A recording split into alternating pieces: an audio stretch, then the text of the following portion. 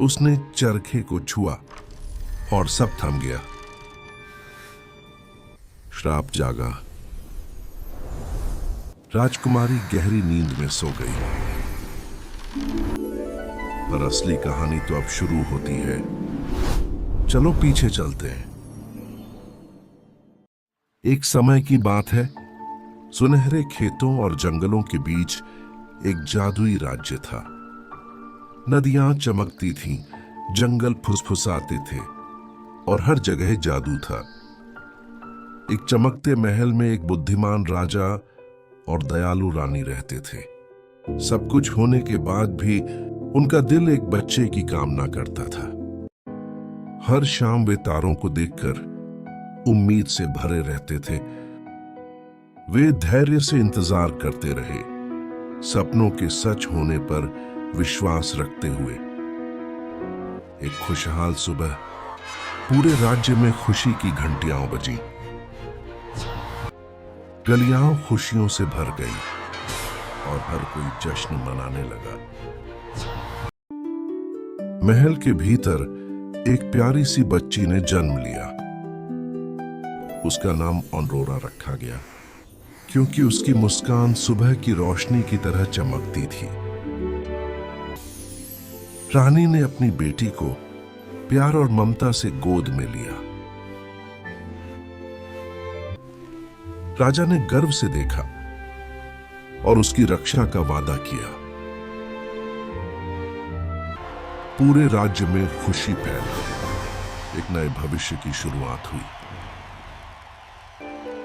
जल्द ही महल में एक भव्य नामकरण समारोह की तैयारी हुई।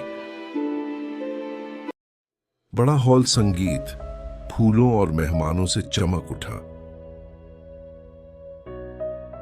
बीच में ऑरोरा शांति से लेटी थी, जादू से घिरी हुई। 3 अच्छी परियां आई, जो अपनी शक्तियों के लिए जानी जाती थीं। सब लोग बेसब्री से आशीर्वाद का इंतजार करने लगे। अचानक हवा बदली और रोशनी कम होने लगी। पहली परी मुस्कुराते हुए सोती बच्ची के पास आई। मैं इस बच्ची को भीतर और बाहर से सुंदरता का आशीर्वाद देती हूँ। एक गर्म रोशनी फैल गई और पूरा हॉल चमक उठा। दूसरी परी दया से भरी हुई आगे बढ़ी। मैं उसे दया और अच्छे दिल का आशीर्वाद देती हूँ। नरम रोशनी नाची, जैसे भविष्य में बस गई हो। तीसरी परी ने अपनी छड़ी उठाई, बोलने को तैयार। अचानक गर्माहट गायब हो गई और अंधकार फैलने लगा। महल के बड़े दरवाजे जोर से खुल गए और हर खुशी की आवाज थम गई। छायाओं से काली परी मालेफिसेंट प्रकट हुई। कितना भावुक और मेरे बिना जश्न। उसकी आवाज तलवार की तरह हॉल को चीर गई। वह बच्ची की ओर बढ़ी, आंखों में क्रूरता लिए। उसने छड़ी उठाई और ऑरोरा को श्राप दिया। 16वें जन्मदिन से पहले वह चरखे की सुई से अपनी उंगली चुभो लेगी और गहरी नींद में चली जाएगी। डर से भरी आवाजें पूरे हॉल में गूंज उठी। उम्मीद टूटने से पहले तीसरी परी आगे आई। उसने छड़ी उठाई, श्राप को कम करने के लिए। राजकुमारी मरेगी नहीं, सच्चे प्यार से जागेगी। नरम गर्माहट लौटी और उम्मीद फिर जागी। राजा ने सभी चरखों को नष्ट करने का आदेश दिया। पूरे राज्य में चरखे तोड़े और जलाए गए।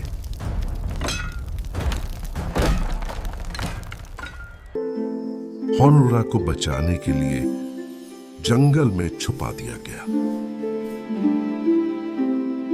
साल बीतते गए, जैसे कहानी के पन्ने पलटते हों।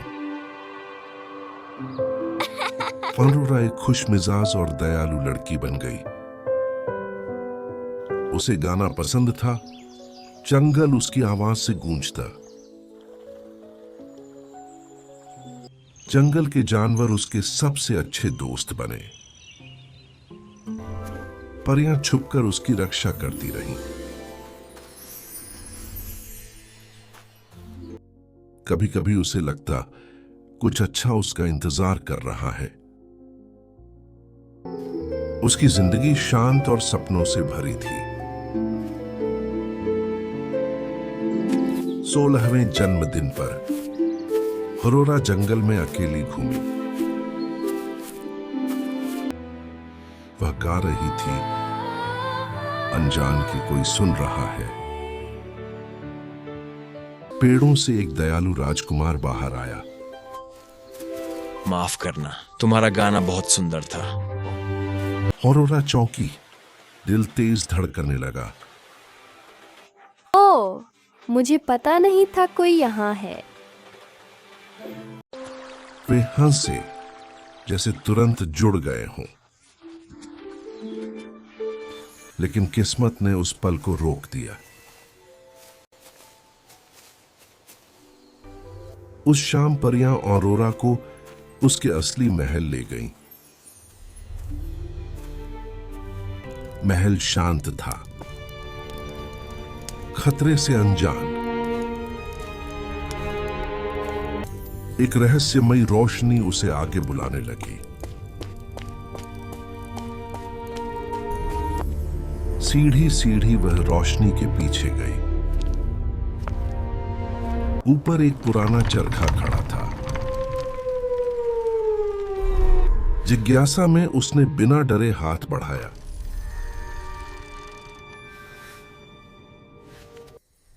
श्राप जागा और ऑनोरा गहरी नींद में चली गई। ऑनोरा शांति से सो रही थी, दर्द और डर से पूरी तरह अनजान। जादू पूरे महल में फैल गया।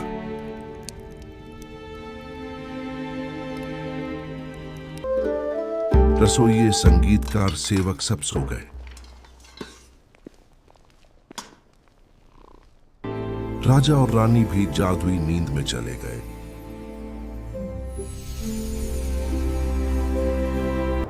काले जादू ने महल को जकड़ लिया और चारों ओर कांटों की घनी झाड़ियां उगाईं। राज्य सच्चे प्यार का इंतजार करने लगा।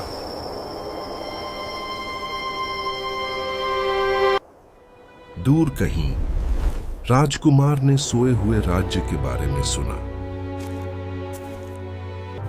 बिना रुके वह खतरे का सामना करने निकला। वह साहस के सहारे जंगलों और तूफानों को पार करता हुआ आगे बढ़ता गया। अंत में वह कांटों से घिरे महल पहुंचा। जैसे ही वह बढ़ा, कांटे हटने लगे। वह शांत महल में उम्मीद के साथ चला। आखिरकार राजकुमार सोती हुई ऑनोरा तक पहुंचा।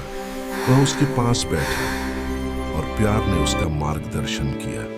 मैं तुम पर विश्वास करना कभी नहीं छोड़ूंगा।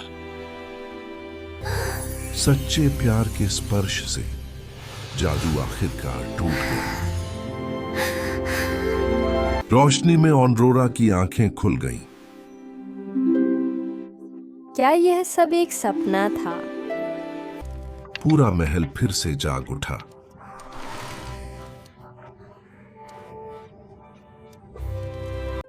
राजा रानी ने खुशी से ऑनोरा को गले लगाया और यूं प्यार और दया ने हमेशा राज किया।